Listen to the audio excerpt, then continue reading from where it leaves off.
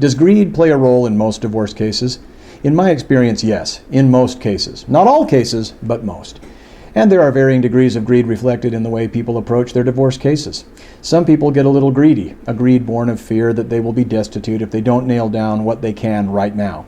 And some people are shamelessly greedy. No bounds to an irrational, indefensible desire for as much as they can get their hands on, well beyond need. This is why it is important to understand the laws that govern who is entitled to alimony and in what amounts.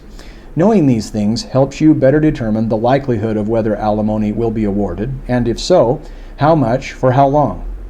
You can research these laws online, and that's better than nothing, but I wouldn't rely on what you've learned on your own. Talk to an attorney too, a skilled and knowledgeable attorney. After you've done your research, and do the research so that you both have, 1, a baseline understanding, and 2, a better ability to determine how well your attorney understands alimony law for your jurisdiction, then talk to an attorney about it. If you hired an attorney, talk to your attorney that represents you. And if you don't plan on hiring an attorney, asterisk here, make sure that you schedule a consultation with an attorney to discuss this. And make sure that you don't schedule a free consultation, because those are just sales pitches and you likely won't learn much or be given much of an attorney's time or expertise either. And here's the asterisk comment. Some people truly cannot afford an attorney in their divorce action. I understand that. The rest of you, however, not only can afford one, but you'd be fools not to avail yourself of the help a good attorney will be to you.